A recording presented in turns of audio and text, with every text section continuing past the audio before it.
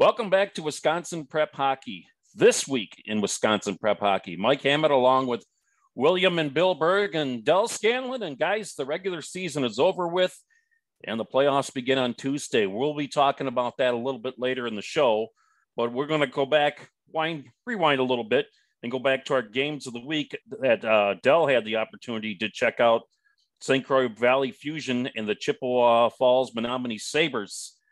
And Del, give us the spiel on it. This was the second meeting between the Fusion and the Sabres. And it was the Sabres that got on the board first, scoring a goal in the first period with a nice breakaway and feed. And led at the end of the first period, 1-0. The Sabres took control in the second period, ended up with leading 4-1 at the end of 2. In that period, they had just gone on a penalty kill situation, and the Fusion turned the puck over in their own zone. And next thing they knew, they had given up a shorthanded goal when they had a 5-on-3 power play. Game continued on, and final score ended up being 6-2 with the Sabres taking control during the entire game and won the game 6-2. Some good play by both teams. But, the Fusion go on and end up in a tie for the conference title with Hudson. And that's how the girls' game of the week went this week. Bill and Bill Jr., you guys were pretty doggone busy at that Great Northern Conference tournament. Busy and cold. My feet still hurt. Yeah, Great Northern Conference tournament, the final round up in Minocqua. They started doing that a couple years ago, following in the wake of the Badgerland Conference tournament. So we were up there for all 4 games in Minocqua. Generally speaking, if I'm up in Minocqua, I'd like to be on a boat on a lake, but that's not really possible this time of year. In the first game of the day, it featured 8th seed Northland Pines taking on 7th seed Medford. Earlier in the season, these two teams met and Medford beat Northland Pines 5-4 in overtime. This game, Northland Pines just kind of flipped the script. They ended up winning 8-2 over Medford, which was nice for the Northland Pines team. They've had a lot of struggles this year after being in the state championship game 2 years ago. They kind of flipped the script on that. I thought it was kind of interesting. Medford ended up the season 1-7, 8. How many games did they play? I think they were 1-9 in Great Northern Conference play. But outside of the Great Northern Conference, they were like 5-6, playing other small schools from the area. And I think it kind of highlights the level of play in the Great Northern Conference right now versus the other Division II schools in the area. So Northland Pines took that one 8-2. And we did get a chance. We get a chance to talk with Dave Cox, the longtime Northland Pines coach. I suggested it was a long season for them because this is not the kind of season that Pines is used to have. In fact, I think their basketball team is on top of the Great Northern Conference, and that's just something's wrong up in Eagle River. But he said it would be a frustrating season if these weren't such good kids. He said all the kids on the team, their parents, he said no problems with anybody. They all have the right attitude. They've all approached it the right way. And he said, even though they're not winning, it's still been a fun season. There's still a good group of kids to work with. And I mean, that's what you like to see, in hockey. So. Yeah, I also asked him what changed between the 5-4 loss and the 8-2 win. And he said, when you're 4-17, that's really too big a list of things to pinpoint. Sounds like a veteran coach. Yeah. Moving on to the consolation game. This is another one where the last 2 times these teams played, it was a close game. I think it was 4-1. But it was Anago and Tomahawk, and the Robins jumped out to a 6-0 lead midway through the second period on the back of 4 goals by Trevin Walbeck. He had the first 3 goals of the game in the first period. Anago jumped out to a 6-0 lead. Tomahawk got one back towards the end of the second period. And then at the start of the third period, it was like watching two different teams on the ice, then played the first 2 periods of the game. Tomahawk really took it to Anago in the third period, picked up 3 goals, made it a 6-4 game, but they weren't able to get the goalie pulled at the end of the game. The puck just didn't stay down in the Anago zone quite long enough, and that's where it ended, 6-4. Really nice comeback by Tomahawk in what looked like it was going to be a boring game. Well, and similar to Medford, Anago was skating suited up. They had 11 skaters and 2 goalies. So, I mean, they're basically going 2 lines. And I just think that what happened was that, you know, I mean, it's hard to go full speed with 2 lines for 51 minutes. And I think their guys just kind of, you know, let up. You know, we've got this one in hand. You know, we don't have to really push ourselves that hard. And Tomahawk kept pushing hard, and Anago didn't quite push hard back enough, and almost let him back into it. Yeah, then we moved on to the third place game, Rhinelander and Wapaka. Don't know why Wapaka's, I think, second team all conference goalie wasn't playing in that one. Both their goaltenders are seniors this year, but their second team all conference goalie wasn't playing in that one. But I don't know that it would have mattered that much. Wapaka only scored 1 goal. And the kids line from Rhinelander, the coach's kids line, put up 4 goals for Rhinelander. All 3 Rhinelander coaches, their kids are on the top line, and they look like coaches' kids. Well, you've seen enough high school games. You remember Alec Elkin and Mike Schwengler's kid. You've seen enough coaches' kids over the years. You know what a coach's kid looks like, and the coaches' kids line really leads that Rhinelander team. And I'm sure they were disappointed to be playing in that third place game, coming into the tournament as the second seed and having already beaten Mosinee 6-3, but they lost to them in the second round of the tournament. But yeah, they really controlled that game, beat Wapaka 4-1. On the back of the coach's kids line. So what does a coach's kid line look like? Does it generally speaking? They have like a name tag on them says, "Hi, I'm the coach's kid." Well, I mean, you've seen it enough over the years that I don't know what it is, whether it's that you're at home with dad all the time and he's constantly talking to you about hockey, or if, you know, the coach's kid actually does all the off ice stuff that other kids say they do, but they're not doing because coach is right there to see. But you can generally tell when a high school hockey coach has a kid on the team, they're generally one of the best players on the team. I would agree with that.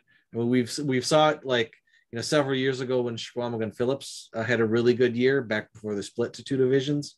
Their leading player was the coach's kid. I already had mentioned Alec Elkin. When Mike was coaching kid? There. Who was that kid? Was it a Lemke or something like that? Yes. Yeah. Okay. Yeah. You know, we've seen it many years where, or like legacy players, like, you know, there was a Gornick on Hudson a couple years ago. Obviously the arena's got his name on it for grandpa, I believe.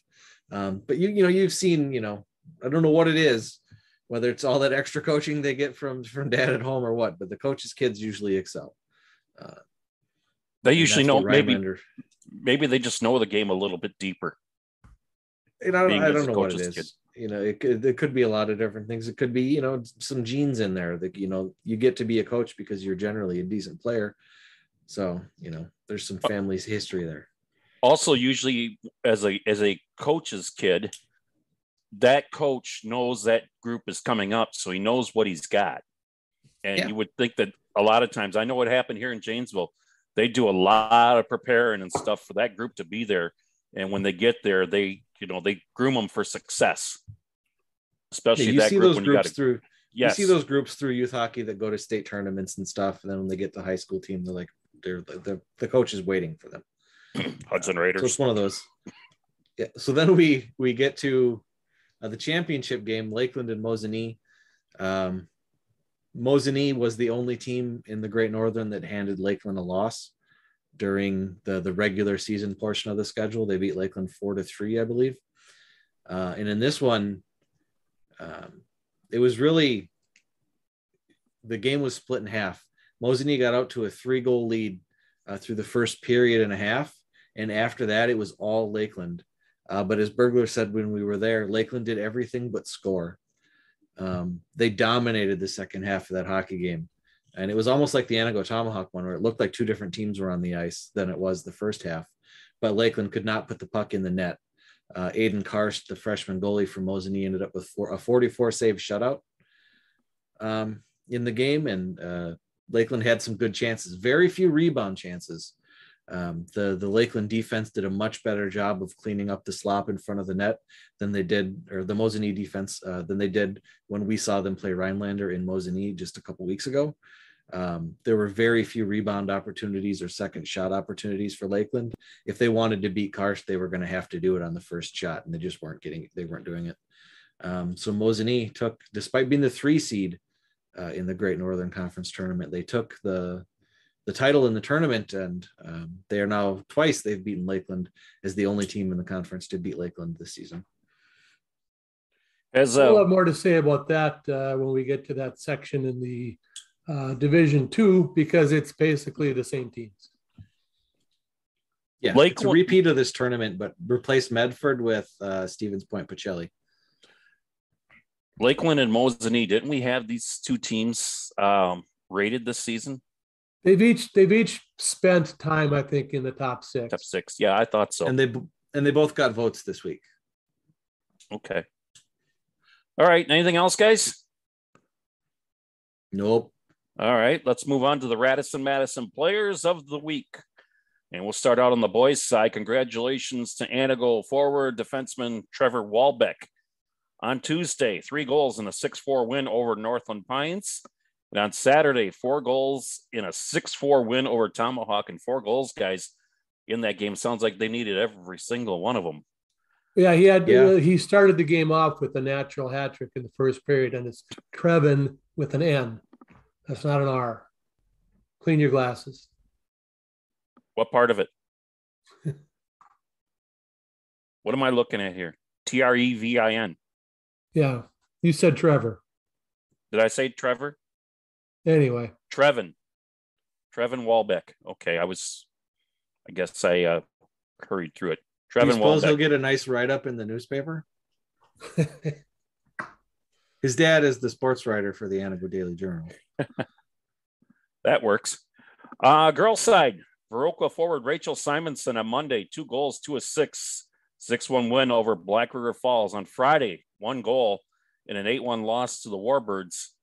And on Saturday, 1 goal, 1 assist, and a 4-1 win over the Rock County Fury. So good week for Rachel Simonson of Viroqua.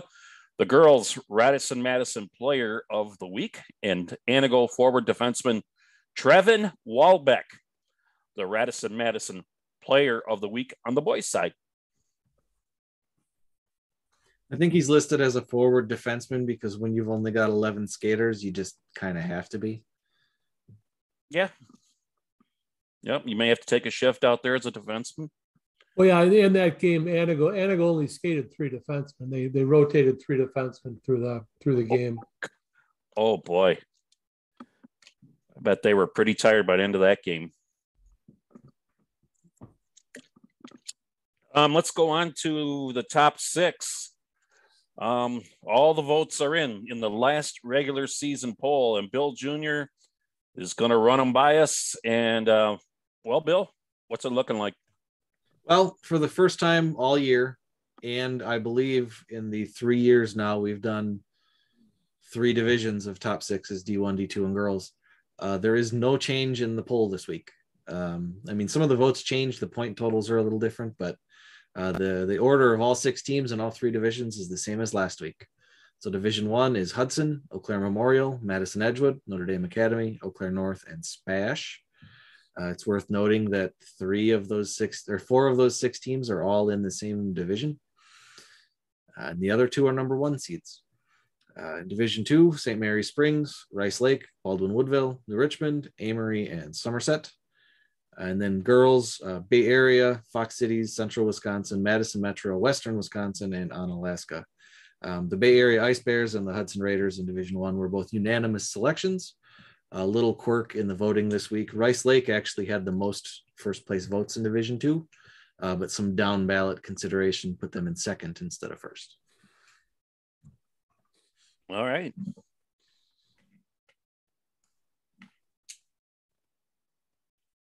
Well, I was going to say, any surprises? Were you surprised at all about? Well, as I was tallying the votes, I was surprised that Rice Lake was getting. I mean, they've been splitting the first place votes pretty evenly for the last several weeks, but I was surprised that Rice Lake was getting more than Springs this time, considering Springs beat Notre Dame Academy this last week. The Springs coming off their win of the Badgerland Conference and then beating Notre Dame. They shouldn't. You wouldn't think they would drop in the polls for that. Yeah, I wouldn't. I was not expecting them to drop, but the votes were tight. It was even tighter than normal. Rice Lake does have the highest strength of schedule in Division II, but Springs has the highest. What do they call it? I think it's just listed as performance, which is basically your goal differential for the season. And their strength of schedule, it's not like they're a slouch, it's fifth. Their strength of schedule is fifth behind the four Division II teams in the Big Rivers Conference. What a conference it is. Yeah, like those four teams don't have a choice. They're going to have a brutal strength of schedule because they have Hudson, the Eau Claire schools, and Chippewa Falls twice every year. And you say that right there. That's 8 games.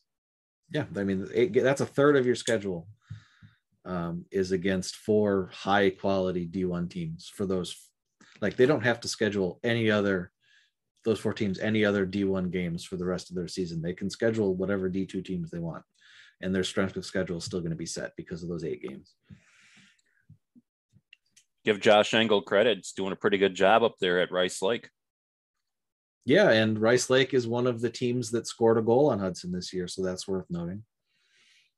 Boys, Hudson don't give up many, do they? Let's get let's enter. We might as well just roll right into Division I, Section 1, since that's what we I were was just gonna talking say. about. Division 1, Section 1, our regional round previews. And let's go ahead and start with Division 1, Section 1. Well, Hudson, obviously, number one. In their 20 games against Wisconsin teams this year, they've allowed 18 goals. And it's not like, all their shutouts came against like Menominee or River Falls. No offense to Menominee and River Falls. But they shut out Notre Dame Academy. They shut out Wausau West. They shut out Rice Lake once. They shut out I want to say there was someone else in there, like another big one. They shut out Chippewa Falls. They're 18 goals. They shut out Verona. 18 goals in 20 games against Wisconsin teams. That's just stifling defensive hockey. And if it wasn't for Hudson, we'd probably be gushing all over Eau Claire Memorial again. I mean, they lost twice to Hudson. The only other blemish on their schedule is a tie with Notre Dame early in the season. I mean, they've beaten everybody else. So, a solid team there at Eau Claire Memorial as well. It's just right now they're just kind of being overshadowed by a really dominant Hudson team. Yeah, they would be the number 1 seed in any other section but the one they're in. I recently was talking to Shea McLaughlin, who coaches a Bantam team for Eau Claire. He says the talent's just going to keep coming there because they've got some really talented kids at the Bantam level. So, Eau Claire's area going to be, putting out some more talented teams. Like Memorial. I was looking at it earlier tonight. Hudson has 32 Bantams this year, and it's a down year for them Bantam-wise. They're going to have even more next year. And Eau Claire Youth Hockey has 46 Bantams this year. If you're wondering how they managed to field Eau Claire Memorial and Eau Claire North, and then the Regis Altoona McDonald Central Co-op, they have 46 Bantams in Eau Claire Youth Hockey in a city of 65,000 people. And that's it. And then that's if they all decide to play. Well, yeah, that because your Bantams, almost half of your Bantams are freshmen. In high school, bantams is usually 8th and 9th graders, and like your top bantams are going to be on your high school team or your JV team. So that's a lot of 9th graders. Wisconsin Rapids taking on DC Everest to take on Hudson in round 2. Spash and the Northwest Icemen will play tomorrow night. Wausau West plays Wausau East. Chippewa Falls in the bottom part of the bracket going to be taking on Ashland. And Superior, a play-in game for them. Yeah. They are going to have Toma coming up to visit them, and the winner of that one gets Eau Claire Memorial. Yeah, I don't see a lot of upsets in the regional round here. You don't see a lot of 12s beating 5s in general. East Merrill, I mean, they've already played Wausau West once. It wasn't fantastic for them. Ashland, just a few years ago, put together a really nice team, but they're not there this year. Superior, they were the runner-up in Division II that last year. Now they're playing in Division I. If they were in Division II again, they would have a really competitive team, but they're in Division I now. They should get by Thomas Sparta. The only real interesting game on Tuesday is probably going to be Wisconsin Rapids and DC Everest. Yes. I don't have no offhand what they did last time they played. Well, I think the fun is going to happen otherwise it's going to be on Thursday, assuming that Spash beats the Northwest Iceman and Wausau West beats Wausau East Merrill. Then you're going to have Spash and Wausau West again on Thursday for the third time this year. That should be a good matchup. Yeah, the first time they played, it was an overtime win for West. The second time they played, Spash kind of spanked them. So I'm sure West is looking to get back at them for the third time, make sure, prove to everybody that they earned that 4th seed over Spash in the 5th seed. Guys ready to move to Division II? I think the only real, Superior and Eau Claire Memorial, assuming Superior beats Toma, that should be a decent game. I don't know that it'll be a great game. Chippewa Falls versus Eau Claire North should be a good game. They've played a couple of good games this year. Chippewa Falls does not have the scoring that they had the last couple of years that made them a really challenging team. Right now, they're really relying heavily on Bridger Fixmer in that. Super goalie, Bridger Fixmer. He sure is. Division II, Section 1. You guys ready? Yep. Okay. Number 1 seed, Rice Lake, taking on Chequamegon Phillips in round 1. Hayward taking on Marshfield. Amory taking on Medford. And New Richmond taking on Whistle Flag, the Blizzard. This is an interesting one because, I didn't even do my thing. I just want to point, I did a poll. I did polls on Twitter all day today. I see that. I polled D1 Section 1. Our readers, 62.5% of our readers think Hudson's going to take that one. For D2 Section 1, 72% of our readers think Rice Lake is going to take this one. This one is interesting because Rice Lake and Hayward played earlier in the year. Rice Lake won 2-1 in overtime, and Logan Abrick had 60-something saves for Hayward. Hayward does not have a lot of offense. They do not score a lot of goals, but they have. I don't know if everybody's score sheets are all completely entered yet, but right now he's sitting as the second highest save percentage in the state, behind Tyler Frummels from Waupun. So that's Hayward's saving grace. Amory and New Richmond have been ranked pretty much all year, bouncing around. Amory at the bottom half of the top 6, New Richmond now at 4th. They didn't start the year there, but they've been clawing their way in. Rice Lake has beaten New Richmond twice already. They beat Amory.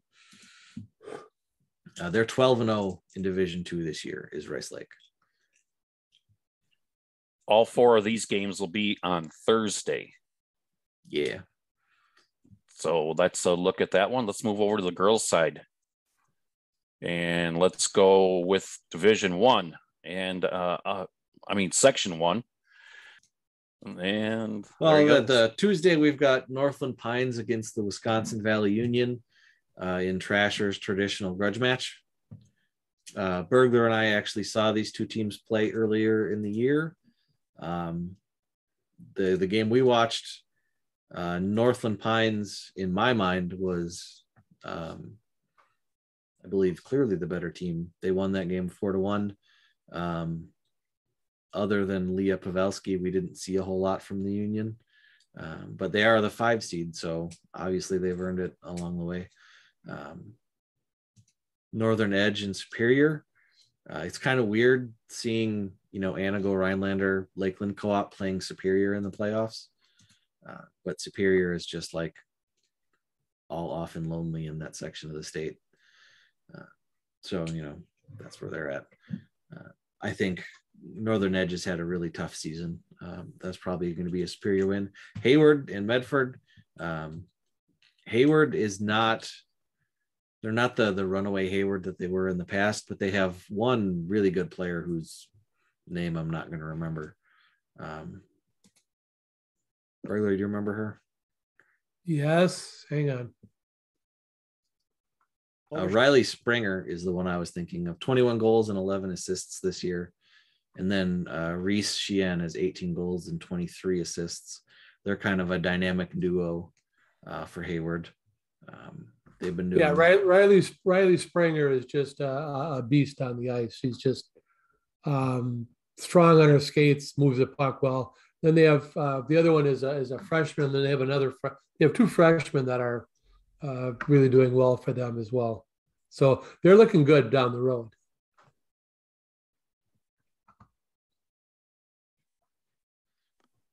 Okay, we're gonna. But I don't know that any of them are going to have a huge chance against Central Wisconsin. The Storm have on our poll, 53% of our viewer or readers think the Storm are going to take it. 16% Hayward, 19% Superior, and then the rest go to seeds 4 through 7. Well, I guess the one thing again, I mean, we saw them play at the beginning of the year, but the Storm beat them 1-0 just last week. Yep. They outshot them by a bunch, 30-18. But the Hayward's goalie, Greta Wilbur,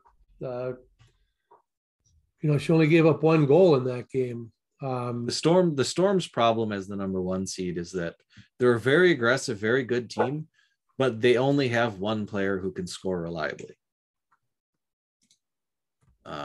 Samantha Federici, back when she was a sophomore and Trasher was not retired, she was basically his favorite player. She's got 26 goals for them and 21 assists, 47 points. She's 19 points ahead of their next closest player. She's really their scoring threat in those close games against good teams. And it's really hard when you get down to tournament time. It's really hard to rely on that 1 player to win you games, because by now everybody knows that she's their scoring threat. No, I will say that she did score the goal in that 1-0 game, but it wasn't overtime. I mean, they were scoreless through 3 periods. Something the Storm have this year that they didn't have so much in years past. I think she's a junior now, is Chloe Lemke. From coming in with 0 starts in the sectional final against the Fox City Stars 2 years ago, to now being their starting goalie as a junior. She's got a .937 save percentage on the year, so she's doing a really nice job in net. Del, you want to chime in? Oh, let's see. Is my mic working now? Yeah, it sure is. Okay. Well, Burglar brought up what I was going to say is after losing to the Storm 5-1 in their opener of the season, they lost 1-0 in this latest game. Spartans get the Northern Edge in their first round game. It's Superior's got a 7-16 record on the season, but it's hard to say exactly what their record is. They play a lot of their games against Minnesota, but as everybody's saying, this is one where we're going to be looking at Central Wisconsin in this division, in this section, I do believe. Let's move over to section 2. St. Croix Valley Fusion girls. They have the top seed. Western Wisconsin, number 4, Chippewa Falls, Menominee, number 5 seed. They'll move on, the winner of that one, to play them. Then the bottom half of the bracket has Onalaska and the ECA Stars and the Hudson Raiders taking on Black River Falls. And open it up to you, Del. Go ahead. This section is the one that I think is the most is wide open. And I could see actually any of the top 5 come out of it. Because the Sabres, depending on what night they just knocked off the Fusion on Tuesday evening. They've lost to Western Wisconsin earlier this year, but Onalaska, to me, is kind of the wild card in here. And to me, I think that's the team that's going to come out of here is Onalaska. They're going to open up the weekend against the Stars on Thursday night. And I got to watch them early in the season, both playing their second game of the season. And that was a 3-2 loss at Hobbs Municipal Ice Arena. ECA Stars haven't had much scoring this year, it seems like. They are a little bit on the younger side this year, I do believe. And that was the one part that they were going to struggle with was scoring. And I'm going to have to agree with Dell on this one. I had Onalaska picked as my wild card team. They were on December 14th. They were sitting at 4-4. They haven't lost since, and that includes wins over University School, the Metro Lynx, St. Croix Valley. They've not lost since the middle of December. In this section, basketball has moved to computerized seating this year. And I looked at the My Hockey Rankings website, computer rankings. This section is the one that, according to the computers, the coaches got the most wrong. According to the My Hockey Rankings, this section should be Western Wisconsin 1, Onalaska 2, St. Croix Valley 3, Hudson 4. Chippewa Falls, Eau Claire, Black River Falls, those are all the same. But you look at the computer ranking saying that St. Croix Valley Fusion beat Western Wisconsin twice.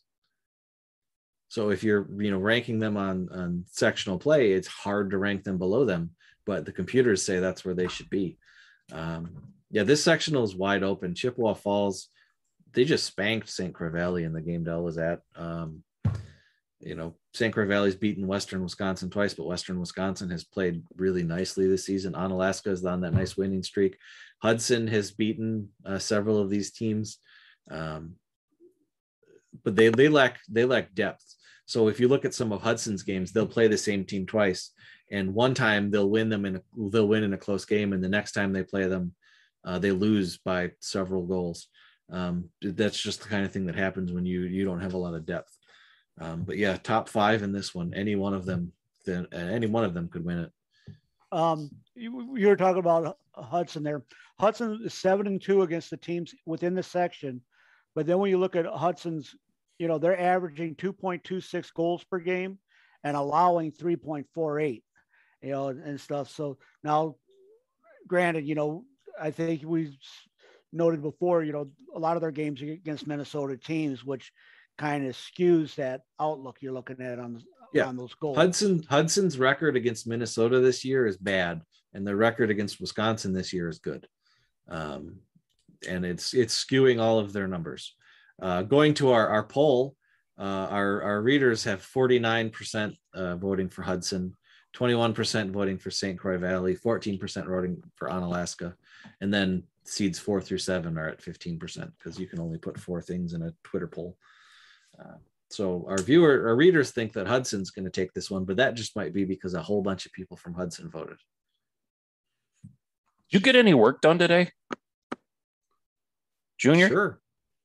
It depends. Do you mean the job I'm paid for? I'm talking about Prep Hockey. WIPH. I know you did. It's all kinds of polls popping up on Twitter, and I see your one that you had about Hudson and Eau Claire, and it's already got quite a few likes on it. So he can get a lot done on his lunch break.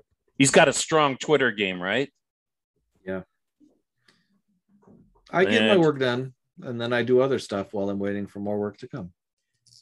And HHS Boys Hockey just liked another 2 of your tweets. You found a fan base. Let's move on to boys section 2. Section 2, wait a minute here. D2 Section 2. D2 Section 2. That's too many twos, So I this guess. is a repeat of the Great Northern Conference tournament with Stevens Point Pacelli replacing Medford, who moves over to Section 1. Sacrificial lamb in Section 1. Yeah. So, Lakeland got the top seed, Rhinelander, Mosinee, Anago, Wapaka. That's the same seeding they were for the Great Northern Conference tournament, which doesn't really make any sense because they seeded the Great Northern Conference tournament. And then in like the next Tuesday, Wapaka came out and beat Anago. Somehow Wapaka is still seated behind Anago in this one. Pacelli at 7, Pacelli at 6, Tomahawk at 7, Northland Pines at 8. Like we said, it's been a tough season for Northland Pines. I can't see them beating Lakeland. Anago Wapaka should be a good game. I can see watching them play in the Great Northern Conference tournament. I can see why Anago beat Rhinelander and Mosinee. They have talent. They just don't have enough of it. Like they don't have enough guys. So you can see how they can win a game, but it's going to be tough. Well, what we saw, I mean, we were talking while we were up there. It looked like there were 5 teams that, kind of had the tell level. There was a drop off on the bottom 3 teams, but I'd almost have to say it's like 4 teams and then Wapaka and then the bottom 3, because Wapaka is not beaten Lakeland or Rhinelander or Mosinee. Wapaka's beaten Anago twice. Anago's beaten Mosinee and Rhinelander. The other teams, have swapped wins. But I mean, Anago's kryptonite, as you like to call it when we're up, it seems to be Wapaka. It's their nemesis. They've lost to them twice at home. They have one more time. If they can get by Wapaka, then you should see those same 4 teams, Lakeland, Anago, Mosinee, and Rhinelander, in the semifinals, for the region. But can they get by Wapaka? Don't know. They haven't yet. Then if they can, it becomes the rubber match between, on the bottom half, Mosinee and Rhinelander. They've split with each other now this year. Rhinelander won 6-3 the first time. I think Mosinee won 8-2 the second time. Those are 2 wildly different scores for 2 teams that played each other just a few weeks apart. And then on the top, it's either Anago or Wapaka against Lakeland. And I don't know that either of those teams can beat Lakeland. Lakeland. Lakeland's got more depth. I mean, they will, if it is Anago, I think Lakeland will wear them down. It'll be hard to go, 2 lines, 3 defensemen against Lakeland for 51 minutes. Against anybody for 51 minutes. That's asking a lot, but funny things happen. Yeah, I don't see in the regional round, I don't see any upsets coming out of this one, unless you consider like a 5 over a 4 an upset. They're really kind of tied there in the middle, Anago and Wapaka. Section 2, Division 1. Notre Dame Academy is the top seed. They won't play until Thursday. Nina's number 2 seed. Number 3 seed is Ashwaubenon. Number 4, Bayport Pirates. All those 4 teams won't play until Thursday. So let's go ahead and start with Beaver Dam and Sheboygan playing for the right to play Notre Dame. And then I see you guys, we did a little chatting a little bit, or you guys kind of dug a little bit about the Bayport and Shawano matchup. Yeah, the WIAA has it listed as a forfeit. Checked with the Bayport streaming people. They checked with their AD and they got back that Shawano doesn't have enough players for the game. They've thrown in the towel. It could be that, or it could be that they got hit with the Rona. That is still a possibility. That's still a thing that's happening. So could be for whatever reason, they don't have enough players for that one. So Bayport gets a bye in the first round. So they'll play the winner of Fond du Lac and Fox Cities. Notre Dame will play the winner of Beaver Dam and Sheboygan. That's a 9-8. That one should be a good game. Fond du Lac has had a really nice season. I can't see them falling to Fox Cities now. That would infuriate Ryan Sarazen. On the bottom half, De Pere and Oshkosh are going to play for the right to play Ashwaubenon. And then West Bend and Appleton United play for the right to play Neenah. This is another section where the computers disagree. They think that Neenah should be fourth and Bayport should be second. Our Twitter readers, I didn't do the last one. The last one is a tie. Lakeland and Mosinee were both at 36% with Rhinelander at 18%. This one, Notre Dame is at 53%, Neenah's at 23%, Ashwaubenon's at 7%. From our Twitter readers who we all love. They know best, don't they? Yes. I think second round, I don't know what day it'll be yet, because Bayport wasn't expecting to have to schedule it yet. Usually you have to wait till you finish the Tuesday game first. But Fond du Lac versus Bayport should be a really good hockey game. If it's on a Friday, maybe I consider making the trip over to Cornerstone to watch that one. If it's on the Thursday, probably not. But that should be a really good hockey game. How far you live from Cornerstone? I know what area you live in. How far away is that? I went there like 3 weeks ago, and I really should know the answer to that. Is it like it's not much more? It's not much more than an hour 10 minutes, something like that. Okay. And it's a pretty easy drive. De Pere and Ashwaubenon, that should be a good game. They've met in the Fox River Classic Conference plenty of times. Appleton United and West Bend going on for the right to play Neenah. I don't know that either of those teams can skate with Neenah. Neenah is big and fast, and while they didn't use their size to their advantage the last time I saw them play, that might have had something to do with the fact that Springs is really, really fast. I don't think West Bend and Appleton United will give them that particular trouble.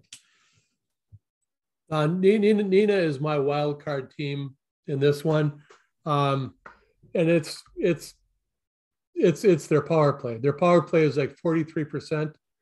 You look at they lost to Ashwaubenon late in January 2-1. I think they only had one power play opportunity in that game. If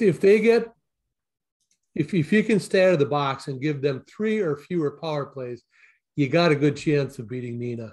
If you give them 4 more chances at a power play, you better plan on scoring a lot of goals yourself, because they will score power play goals.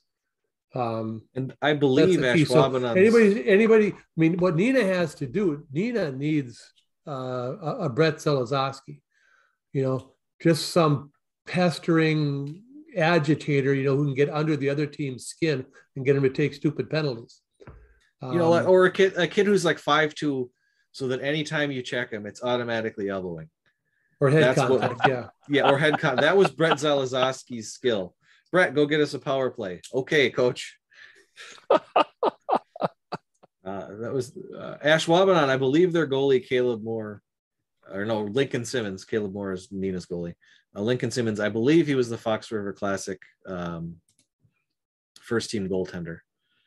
He's had a really nice season. He's at .933 on the season, which I think he was a player of the week 1 week for us. Yeah, seven shutouts, 1.56 goals against average, 933. The state leader is at 943, so he's right up there. He's had a really, really nice season, and that's what Ashwaubenon's real strength is. They have a top tier goaltender. Even the games they've lost, they lost 2-1 to De Pere. They lost 2-1 to Notre Dame Academy. They lost 2-1 to Bayport. And then they had a 4-2 loss to Spash. And even in that game, giving up 4 goals, he was at 906. So like they have a top tier goaltender, and we've all seen what a top tier goaltender can do for you in the playoffs. Steal games. Yep. Section 3, Division I boys. Madison Edgewood is the top seed, and Wanakee is the number 2 seed. Those 2 teams wait until Thursday and Friday before they go to action. Sun Prairie and Onalaska play tomorrow night. Sauk Prairie and DeForest, Reedsburg and Baraboo Portage, Verona and Madison, the East Side Lakers, Middleton and Aquinas, and Madison Memorial against Madison West. This is a section where I think the 3 seeds got a better chance of coming out of it than the 2 seed does. We saw the final score when Edgewood played Waunakee, and it was not pretty if you're a Waunakee fan. But when Edgewood played Verona, I believe it was 2-1 or 3-2. So that's the, I mean, I think for whatever reason, you know, sometimes teams match up well against other teams. You know, I think Edgewood favors as the number 1 seed. They do better against the 2 seed Waunakee than they'll do against the 3 seed Verona. Yeah, it was 2-1 win against Verona. They beat Waunakee 10-3. And then but they wouldn't see season, Verona till the sectional final. Yep, and earlier they beat Waunakee 5-2. So did Edgewood and not Edgewood, but did Waunakee and Verona play this year? Yes. I believe Waunakee won that game 5-3. I know Waunakee won it, and they had a 5. And they it'd be nice if we had a website that we could find it. But. You have a very good memory, MJ. They did win. And they scored like 4 goals in the first period. Yeah, they won 5-3. Verona outshot them 46-22. But Waunakee scored 3 goals on 8 shots in the first period. Yeah, Verona is the team I had as the wild card in this one's mainly because, well, except for that game, they don't give up a lot of goals. Their goals against is only 1.87 on the season. Their goals against average, so they don't get scored on a lot. They don't put up the gaudy numbers like Oregon or Waunakee do, but they don't give up a lot of goals. Other than that 5-goal game by Waunakee, their only other game where they've given up more than 3 was their 5-0 loss to Hudson in their second game of the season. I had a discussion last week with Joel Marshall, the head coach of Verona, and he said the same things. We're not the high-scoring team that we have been the last couple of years, but yet they still play enough defense. And they don't have Caden Grant back there anymore, but still they're getting it done defensively. Those games, Tuesday games, Sun Prairie and Onalaska, Sauk Prairie, DeForest, Reedsburg, Baraboo Portage, Verona and La Follette, Middleton and Aquinas, Madison Memorial, Madison West. Madison Memorial, I've had the chance to see them play twice this year. Madison Memorial can be kind of sneaky because as the seasons went on, they've played a lot better. Yeah, I was looking at their schedule, and they kind of have like, I think Matt Borneman, the Anago coach, called it with his team a Jekyll and Hyde thing going on. Because they Madison Memorial have won a couple games that I didn't think they would have won, but then they've got some losses that they probably would like back. Look at it this way: Verona and Middleton. Let's say those two come out of that, and they would play on that on Thursday or Friday or whatever it is. Verona and Middleton, if I remember correctly, they played recently, and it was a 3-2 Verona win. I mean, Middleton's got some pieces. When I saw them, they hadn't put all those pieces together yet. Madison Memorial, I think, could skate with Waunakee. Do I think they have enough? Sam Knight, the defenseman for Madison Memorial, is just going to have a hell of a game. He's the real deal back there on the blue line for Madison Memorial. Well, if he stays on the ice for 40 minutes. Is he is Derek Lapointe like? Sauk Prairie, and as we talked about that one, basically Sauk Prairie is having a good season, and Reedsburg, those two Badger teams could meet up on Thursday or Friday. Well, that's Dell's specialty there. Well, the thing game tomorrow night, RWD against Baraboo. RWD should win that one. They beat Baraboo both times they played this season. Baraboo's not had a very good season. They've been a very weak team this year. RWD's beat Sauk Prairie twice. They beat them 2-1 on their home rink when they played in Reedsburg. And I believe it was 3-2 at Sauk Prairie. Now, tomorrow night when RWD plays Baraboo, they're going to play over in the Lake Delton rink. The question is if both Sauk and RWD advance, where will they play the next game? And talking to a few people, the thought is they might play it in Reedsburg because the rink's a little bit smaller, which then, helps eliminate a little bit of the speed that Sauk Prairie uses against them, being able to spread it out and stuff. But, either way, that Thursday night game should be Sauk Prairie against RWD, and it should be a very good game. RWD's played Edgewood twice this year. They lost to them 4-1 in Reedsburg. And then when they played at the Laban, it was a 4-2 game. And so, they play Edgewood pretty tight and close. And talking to the assistant coach and stuff, he thinks they match up better with them than what Wanakee does. And what the scores have been a little bit closer, but you've got 2 games you got to win before you have the chance to face Edgewood again. And you cannot, RWD knows they can't overlook Sauk. You can't, when you look past teams, bad things happen. Our Twitter fans have Edgewood at 66% on this one, Verona at 14, and Wanakee at 10. So they seem to be trending to agree with Burglar that Verona is the sleeper in that one. Division 2, Section 3. Number 1 seed is Baldwin Woodville. They will take on Viroqua on Thursday. West Salem, the number 4 seed, will take on Black River Falls at West Salem. River Falls, the number 3 seed, will take on Regis Thursday at River Falls. And Somerset, the number 2 seed, will take on the Menominee Mustangs Thursday at Somerset. This is the 3rd year in a row since the split to 2 divisions that Baldwin Woodville has been the number 1 seed in this section, and they have yet to play in the sectional final. They've lost the semifinal each of the last 2 years, and Somerset is a 3 seed 1 year and a 2 seed the next, has gotten to go to state without having to get by the number 1 seed. I'm sure Baldwin is looking to change that this year. I would agree with that theory. Looking at this section, and you can get surprised by a lot of teams, but in this one, I don't see anybody other than Baldwin or Somerset having a really good chance at this. River Falls, obviously, they have a hard strength of schedule playing in the Big Rivers Conference, but even outside of their Big Rivers games, they did not have a lot of success this year.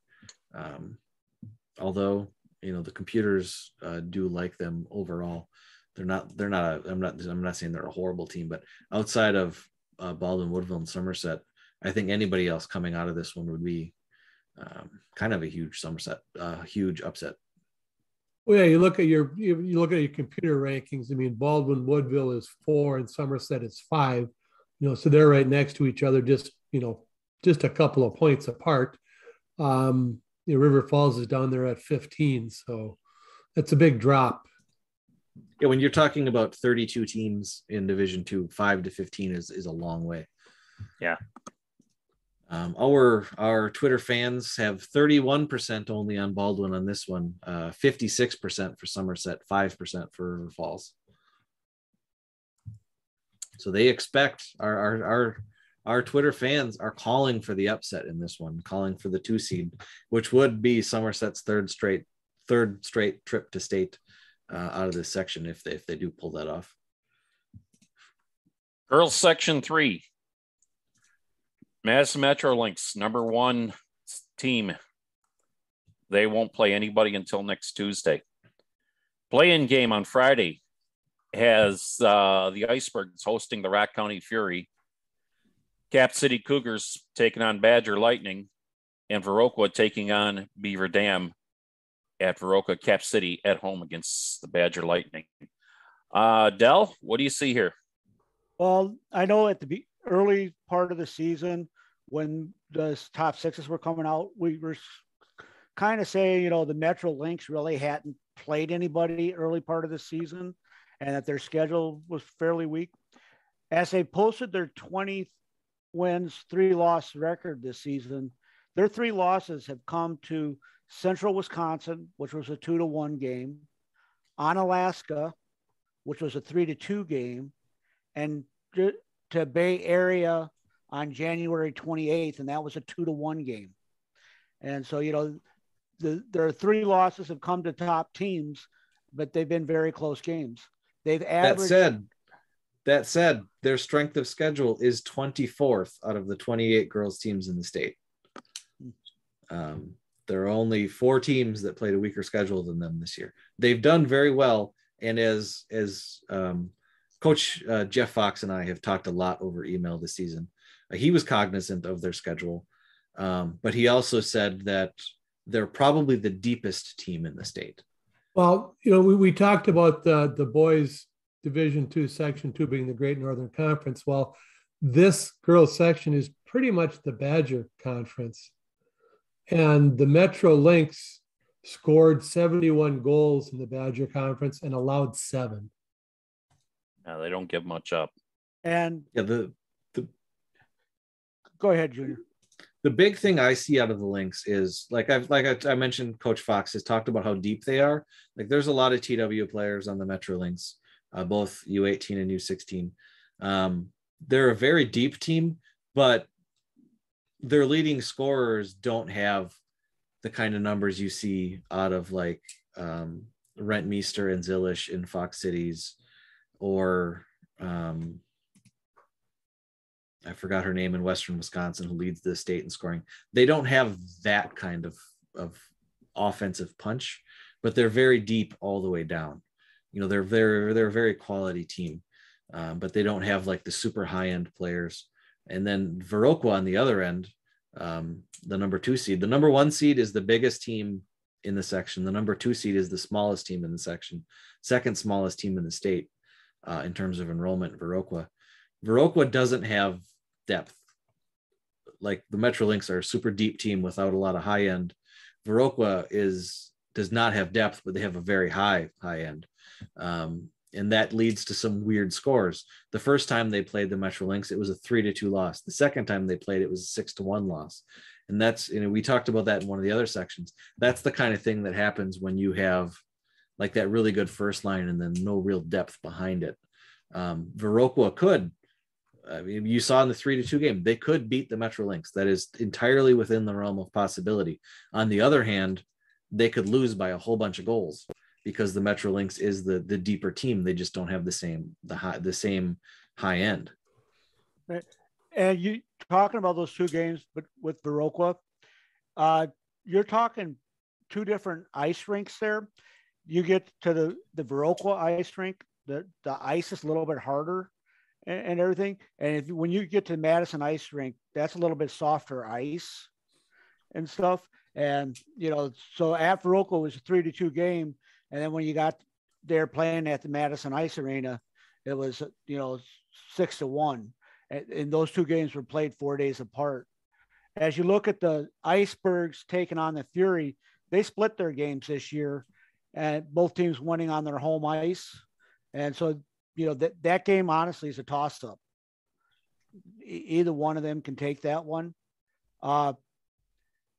If somebody had told me 2 weeks ago the Cap City and Badger Lightning game, I would have said, Cap City should win that one easy, until I look at their last game against each other, and the Cap City got out of that with a 2-1 win in Baraboo. So, that could be the upset, but I honestly don't see anybody coming out of this one except the Lynx.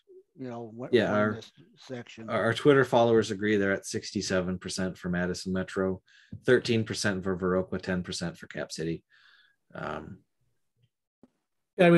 County, like we talked with some of the other goalies, Rock County has Olivia Cronin in the net, and she can keep the score down, but they just don't score any goals. They just don't have the scoring. I mean, they don't have the scoring depth. Emma Klagora has 27 points.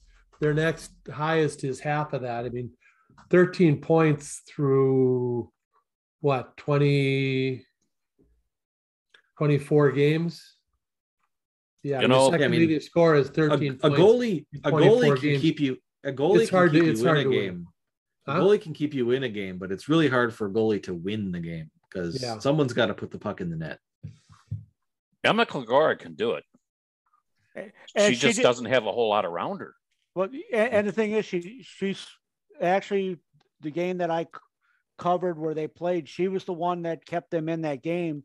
But by the time the third period rolled around, it's like Junior saying earlier. That depth takes its toll. Yeah, they're not very deep at all. But the one thing you'll get out of Emma Klagora, you're going to get effort all the way to the final buzzer with that girl. She's just nonstop. And, but I agree, Del, they just don't have enough depth. But they do have a chance in net with Olivia Cronin. Yeah, the Metro Lynx, like points wise, sort of remind me of Eau Claire North, where they're really good and they're really deep and they get scoring from a lot of different people, but they don't get a lot of scoring from anybody. Yeah. You expect a number one seed in the girls sections to have in a 24 game season a 20 goal scorer, at least one, if not two. They don't have any. So they remind me of Eau Claire North in that way, which is hardly a negative thing to say. Eau Claire North is what, 4th, 5th in the state. That's nothing to shame. But yeah, they don't, especially when you consider, like I said earlier, their schedule strength was 24th out of the 28 girls teams. You'd think that they'd have more games where they're putting up bunches of goals to pad the stats a little. But yeah, they don't have a single 20 goal scorer, which is something you expect to see. So they're a very deep, strong team. Like we saw at Eau Claire North, they beat Hudson earlier in the year. They just don't have a lot of high end punch, but their lack of high end punch is going to go against Viroqua's lack of depth.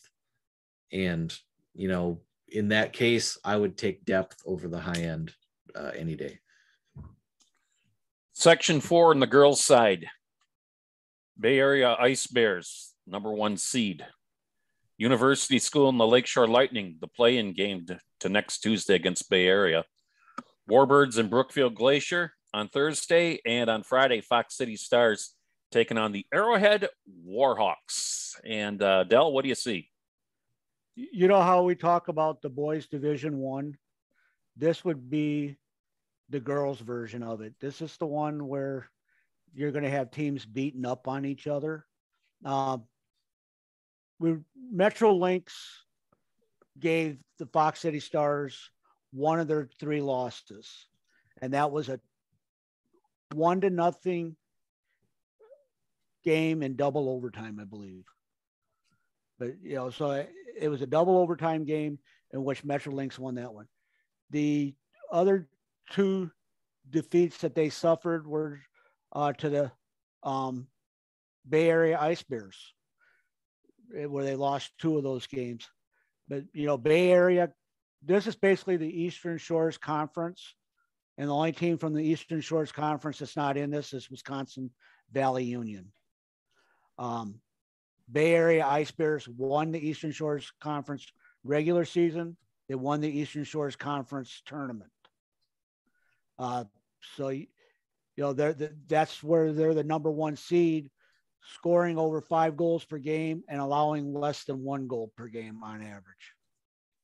And the Warbirds, like they have a win against the Central Wisconsin Storm, an overtime win against the Storm, which is one of the more shocking games of the season to me. They outshot the Storm 32-30, so shots were basically even, and they won that game 3-2 in overtime. Because otherwise, the Warbirds, they're 0-3 against Fox Cities now. Against Bay Area, they're 0-2. That win against the Storm makes me think, yeah, this team can make a run at it. But between those 2 teams combined, they're 0-5 this year. I don't see them reversing that.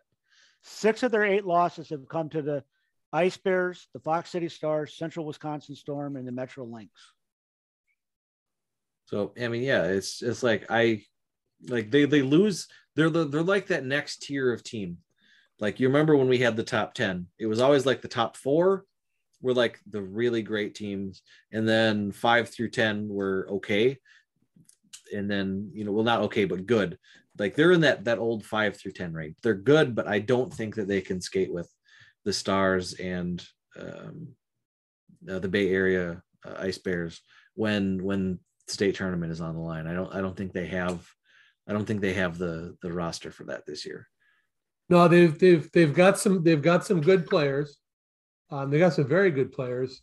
Emily Brown and Ella Spees and freshman Allison Wara are good, solid players.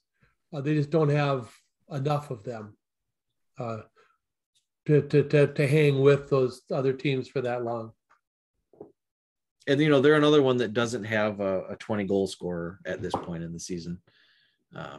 Which, it's not a magic number or anything, but it's when you're a team looking to go to a state tournament, especially in girls hockey, when we see that, like, you having one really good scorer on your team is still like a huge deal.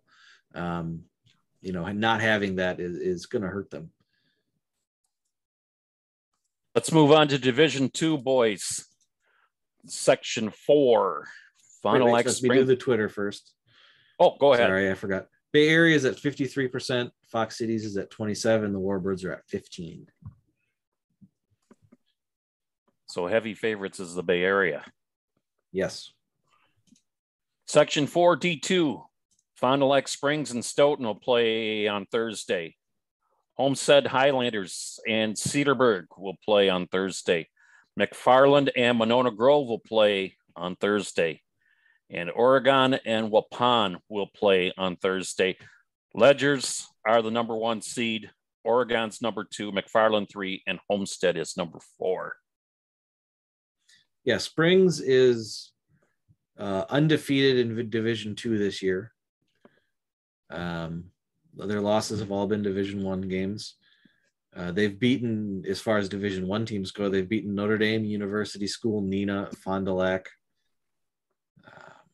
Any other big Chippewa Falls. They beat Edgewood earlier in the season. That's a really good. Their first line is as good as any first line in the state. Their top 3 scorers: Talon Blank, 42 points; Dane Dianovich, 44 points; Josh Austin, 44 points. Dianovich and Austin are both seniors. Blank, I don't remember if he's a freshman or a sophomore. Sophomore. Yeah, sophomore. So, once again, nobody else on their team has more than 16 points. Nobody else on their team has more than 7 goals. So their scoring has to come from their top line. The closest they've come to losing a Division II game was their game against Oregon earlier in the season, where they won 3-2. Oregon wildly outshot them in that game. Both of Oregon's top 2 scorers, the 100-point scorer, Kyle Rohr, and the 88-point scorer, Andrew Gicha, they both had goals for Oregon. Those were their 2 goals. Dane Dianovich had a hat trick for Springs, natural hat trick, the first 3 goals of the game, and then Oregon got 2 in the third period. But 45-24, Oregon outshot them. Both teams took a fair amount of penalties, 7 for Springs, 6 for Oregon. The power play goal by Springs was really the difference in the game. So that's as close as they've come to losing a game to a Division II team this year. But looking at the flow of that game, things have changed since then, but it's going to be a top line versus a top line, and it could go either way.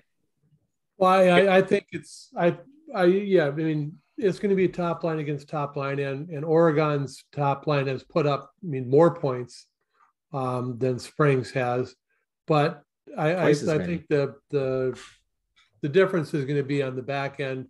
Defensively, Oregon's giving up almost 4 goals a game.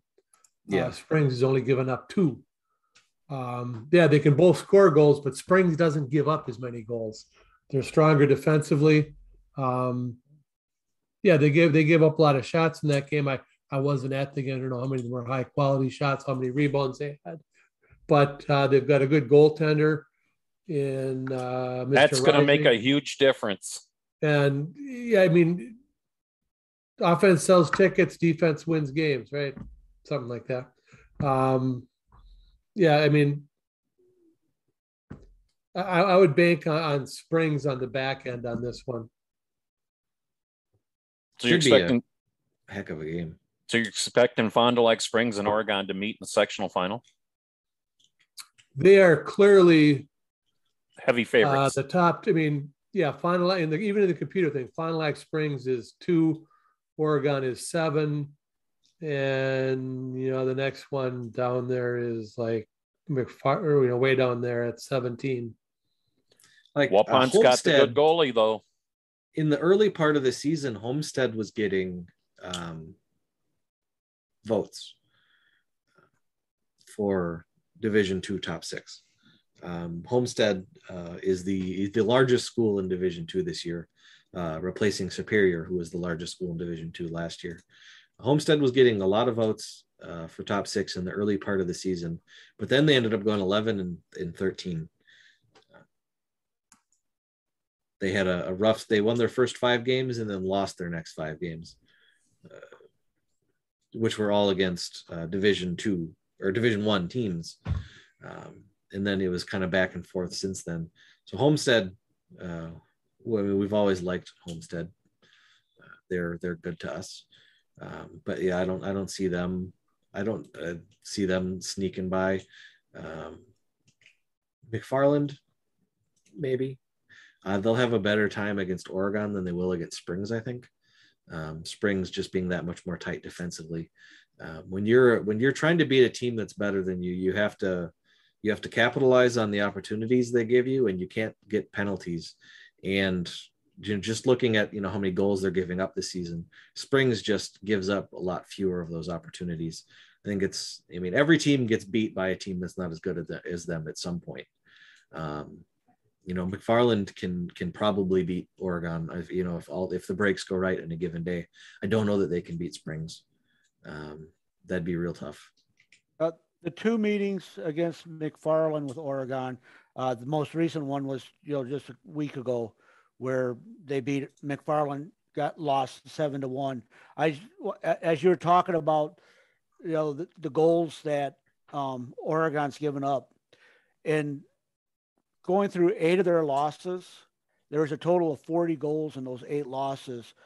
2 of those losses were to Edgewood, where they gave up 10 goals in one and 8 in the other one. Sauk Prairie were a couple of high-scoring games where they gave up a total of 13 goals between the 2 games against Sauk Prairie.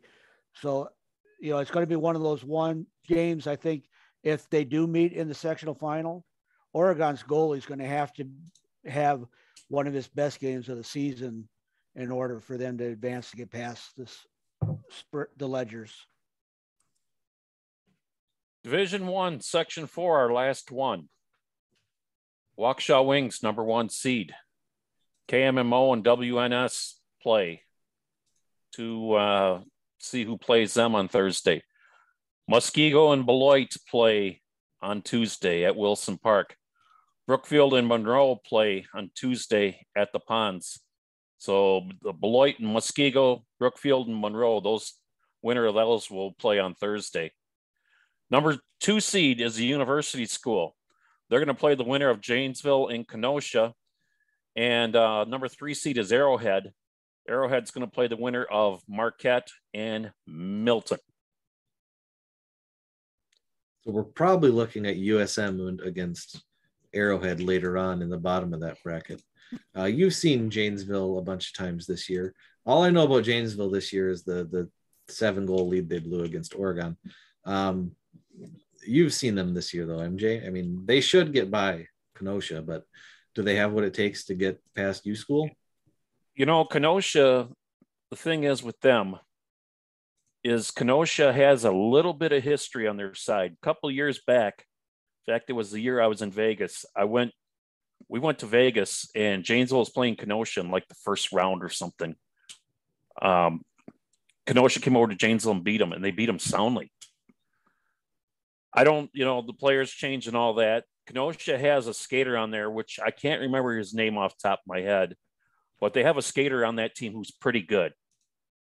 Janesville has a top line that's pretty good. Their second line, third line, get a goal every once in a while. Goaltender can kind of, he can steal a game here or there, or he can look bad. They're kind of thin on the blue line.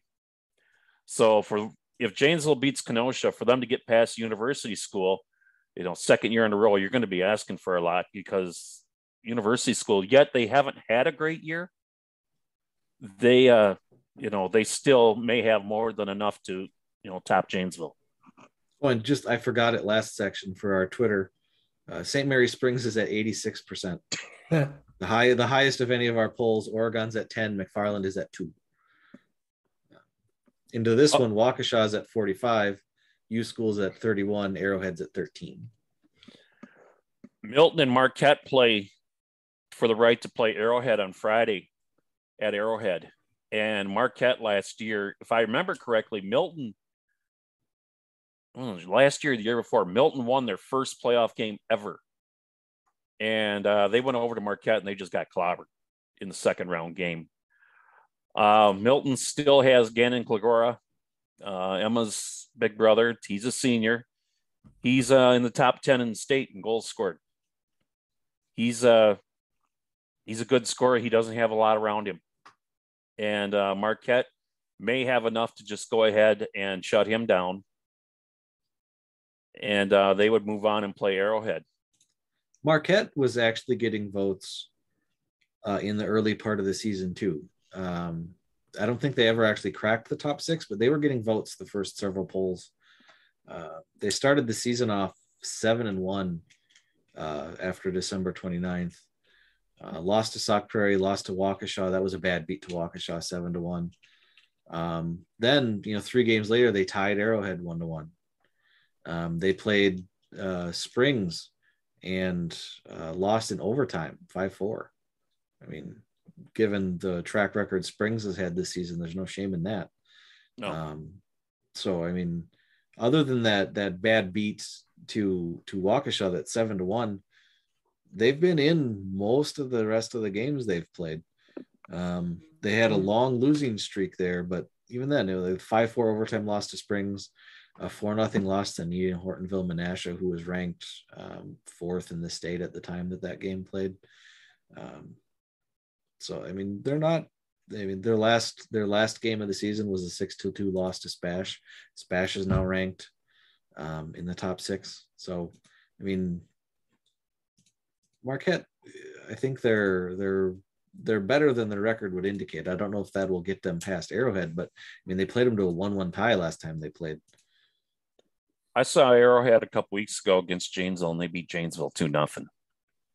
And Arrowhead has good goaltending. They work hard at the forward position. They don't score a lot of goals, but they have that back end, which can win you some games. Waukesha. Devin Shutt, their goalie at Arrowhead, is tied for second in save percentage. Yes. 937. He's tied with Logan Abrick in Hayward, just, 1/1000th of a point behind Tyler Frommel's in Waupun. I did see him a couple weeks ago. He's pretty good. Although you ask Carl Valamont, and he's just, oh man, Carl, he'll downplay the whole thing. Waukesha, Waukesha, the Wings have Tyler Dale. He's as good as anybody in the state, and this kid can flat out play, and he can carry a team. Watch Waukesha, the Wings. They're not as deep as they've been over the years, but Tyler Dale can carry a team. And watch for them to get through, to be in the sectional final. I'm predicting because Tyler Dale. I mean, he's the real deal, guys. He can fill it up in a hurry. I mean, Waukesha finished their schedule 21-2, which is pretty good. But one of their 2 losses was a 10-3 loss to Edgewood. And then they have a 6-4 loss to Wausau West. And you look at the rest of their schedule, and they're 21-2, which is a good schedule, but their strength of schedule is one of the lower ones for the number one seeds in the state. Without like actually going up and looking at, I would guess that it's the lowest. Baldwin Woodville may be close, but it's not a terribly strong schedule. They do play in a good conference, though. They do, but it's a down year for some of the other members of their conference. U School is not as strong as they've been. Arrowhead can't score goals, but they can stop you from scoring goals. Yes. Just the whole Milwaukee area, I see it as being a down year. But Waukesha, scoring goals wins games, and Waukesha has that threat. 90 points this year on 50 goals and 40 assists in 23 games. He was not held scoreless this season. He had at least 1 point in every game they played. But you got to limit him. And he was held to 1 point just twice. They beat DC Everest 4-1. He only had an assist in that one. And in their 3-2 tie against Arrowhead, he had 1 goal. So otherwise he had 2+ goals in 2+ points in every game they played. That's just like bananas. BANANAS. All right, guys. That's all our looks at the sectionals. Did I do our Twitter for that one? Go ahead. Waukesha, I don't think Waukesha 45%, University School 31%, Arrowhead 13%. Okay, sounds about right. So I mean, our Twitter followers expect all the 1 seeds to go to state, which is why they're 1 seeds. But they're not all going to go to state. Well, they expect almost all the 1 seeds to go to the state. They Lakeland and Mosinee are tied in that poll. Hudson is winning girls Division 2, Section 2. Somerset is winning Division 3, Section 3. So 3 of the 12 sections, they don't have the 1 seed picked. But we've never seen all 1 seeds go to state, I don't think. So there will be upsets. It's kind of weird that I think the most likely team to be upset, I shouldn't say most likely. I don't know how to phrase this. Hudson has the hardest road to state of all the number 1 seeds. But they're also, in my mind, the biggest favorite, which is something considering how good Eau Claire Memorial is. You don't think Eau Claire Memorial wants another shot at them? I'm certain Eau Claire Memorial wants another shot at them. There's a lot of teams that want a shot at Hudson. I mean, North's going to want a shot at them. Eau Claire Memorial's going to want a shot at them. I mean, it's just going to be. I really believe that Eau Claire Memorial is hoping that Chippewa Falls can knock them off. Who knows? Bridger Fixmer's done it before. All right, guys, we've looked through all our sectionals and our final thoughts section. I got a question for you guys. Do we go by the seedings, or do you think they should go by computer rankings? How do you feel about it? Well, when the playoffs are over, I'm gonna compare the seedings to the computer rankings that I have. And I will tell you which one did better, based on upsets. And if the human did better than the computer, then I'm going to stick with the human. If the computer did better than the human, I'll stick with the computer. The big outlier is girls Section 2. Western Wisconsin Stars is 4th in the coach seeding and 1st in the computer rankings. Onalaska is 3rd, 2nd, they move up. The number 1 seed St. Croix Valley drops down to 3, and the 2 seed Hudson drops down to 4. That's the one that's the most different from the coach rankings. And I don't know how you can rank as the computer Western Wisconsin ahead of St. Croix Valley, considering St. Croix Valley beat them twice. I mean, I know other things happened, but it's really hard to make that case that Western Wisconsin should be ranked higher than St. Croix Valley when St. Croix Valley beat them twice in the 2 games they played. Bill, you look like you got something you want to get off your chest about this. Well, I was just kind of looking at it, and when you look at that bracket, that's another one of these ones where all but 2 of those teams are Big River Conference. And so, when they did their bracket, pretty much did it the way they finished inside the conference, except for, bringing in Onalaska at the 3 level. So at the number 3 seeds. So, it's one of those things where your games that you play during the season got to amount for something. And if you won your conference, you deserve to be up at a higher seed in your section. Well, I believe that is one of the criteria is, how you do against teams in your section. So yeah, they played a tougher schedule. They had a higher strength of schedule. So they're ranked higher in the computer ranks, but that was all stuff that was outside the section. Doesn't count. And unless the I don't know. I haven't read enough into it. I know the WIA is using computer ranking to seed basketball this year. I don't know if they developed their own, if they're using one that's already out there, because one of the criteria is how you did within your section, and the computer rankings that we have access to don't calculate that. They calculate the state as a whole, or in one case, the LSQ ranks the region as a whole. Wisconsin, Minnesota, Michigan, I believe, all is one block. So there are, you have to define how they're going to do that. If the WIA developed their own computer ranking or paid someone to do it, that's great. Because you can make a computer ranking that factors sectional play into account before going to like statewide play to make as tiebreakers or stuff like that. So it depends on how they do it. I'm not against it. I think I don't know how much this gets into the head of a high school athlete. Like Steven's point, probably should be ahead of Wausau West. At the time they were seeded, no, Wausau West, I think, deserved to be over Point. But after that, Point destroyed them. So I'm sure Point would just love to take, the people say bulletin board material, go and take it to Wausau West again. I'm sure Wapaka wants to have another crack at Anago.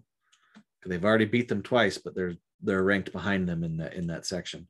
But I don't know if that bulletin board material that we media types talk about is actually a thing that high school players care about in the slightest. Because I'm sure they want to win regardless. And the thing is, and I'm not sure about your age group, Junior, when you were in high school, but Burglar and MJ, you guys can kind of relate more to this, where when we were in high school, there wasn't so much interplay like all these players on Team Wisconsin and everything. So there's a little bit more of that rivalry where all these kids kind of know each other and are used to playing with each other and stuff, which feeds a different kind of rivalry. But, it's not the same thing as like for Reedsburg was, always wanting to be out there to beat Baraboo, that thing there. And with that being said, Burglar, I think you have something that you want to say to all the players as we go into the playoffs that you do every year on their actions going into these final games of their careers and stuff. Are you going to throw that at me now, all unprepared? Like, I was just, man.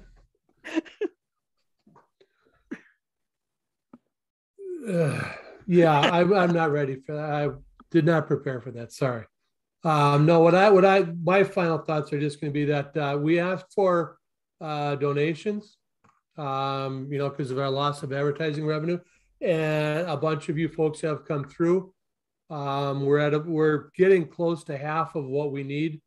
We got our awards presentation to put on and all that kind of stuff. So we're about halfway there. So if anybody who's made it this far through the podcast, you've probably paid enough just in your ear bleeding and stuff. But like I said, we're getting close to half of what we need. So we got the donation buttons out there. If you can help us to get to the state and cover the tournament and do the awards and everything that we like to do down there, we would certainly appreciate it. Junior had another thing about when we were talking about the computer stuff. You're going to get possibly a thing like the Brett Bielema way of playing. You're going to see how a team beat a team. And it's like, you know what? we've got to score a lot more than that against this team. Well, and then all of a sudden you end up running up the score. Well, and that depends on how the computer calculates their rankings. Like, I know that Mitch Hawker doesn't do them anymore. The U.S. High School Hockey Online rankings. He used to do those, and that used to be the computer ranking of choice that we used. Anything after 6 didn't count. Okay. If you beat a team by 6 goals, nothing that you beat them by after that counted. You could beat them by 6 or 60; it counted the same. So that would kind of alleviate that part of the computer rankings if the teams know that anything after that doesn't count for the rankings. That's not going to say a team's not going to beat a team by a whole bunch. Nina Hortonville Menasha scored 12 first period goals against Shawano a couple weeks ago. My goodness. Then they took the uniforms off their first and second line for the rest of the game and dressed their JV team. I believe you have to take a penalty when you do that for playing a guy who's not on your original printed roster, or in this case, 2 lines worth. But that's still going to happen because hockey players are going to go out there and play. You can't. It's really hard to tell a bunch of kids not to score, not to go out there and play. I mean, when you get a big lead like that, you take your first line off the ice. If it's still going badly, you take your second line off the ice. You do what you can, but you can rate like I said, the U.S. High School Hockey Online power rankings that Mitch used to do, anything greater than 6 didn't matter. So, I mean, if the WIA wants to move to computer rankings, that's something that, they should absolutely implement, because who cares if you beat a team 6-0? That's way better than beating a team 18-0. Nobody wants to see that. Would love to know what the Hockey Coaches Association is thinking about this. Well, I also ran a Twitter poll on should the WIA did you run a poll computer rankings. I ran polls on everything. I was bored. Well, you didn't want to run on the Super Bowl halftime show. I didn't watch the Super. I was out playing hockey because hockey's more important than football. Did. But I asked, should the WIA hockey move to computer-based seating for the state's 12 sectionals? 41% yes, 58% no, with decimals here and there. I think the process works good enough in the human part, but what do I know? I don't know what those meetings are like. If coaches are like shouting at each other over the phone or anything like that, then I would say just get rid of it, go to computers. But if it's like civil and whatever, I don't see unless the coaches don't want to do it anymore. If they don't want to spend however long they're on that Zoom call, if they don't want to do it anymore, fine. But otherwise, I don't see it. It doesn't seem like there's reason to change. Okay. I'd rather have 8 sections in Division I than computers involved. Good point. Guys, we've put on almost 2 hours on this show. Anything else? It's past my bedtime. I do. I guess I do. I will follow up on what Del said. And this is just a message for the high school seniors out there, because for many of you in the playoffs, eventually, unless you're going to win a state championship, you're going to lose your last game in your high school career. Most of you will. You're going to lose the last game in your high school career. And what's going to matter is the nature in which you lose.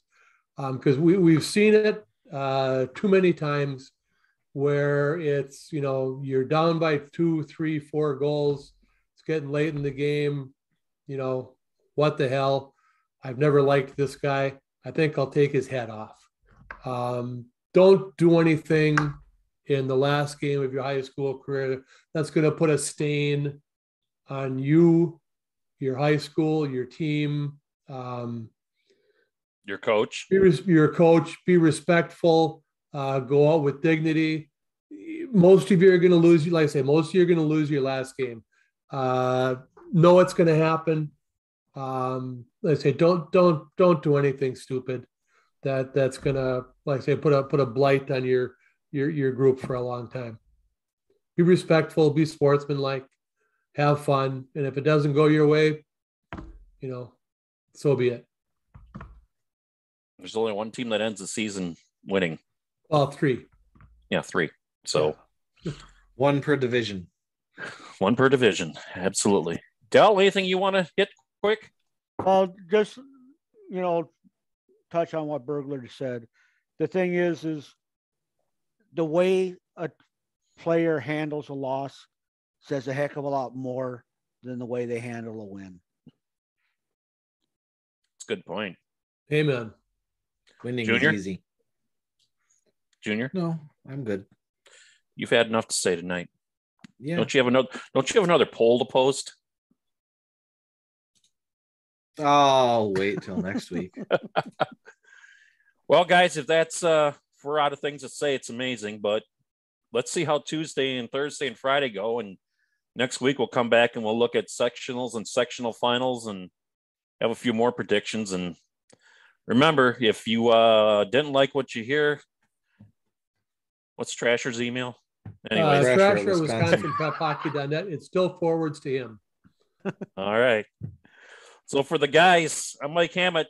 We'll see you next week on This Week in Wisconsin Prep Hockey.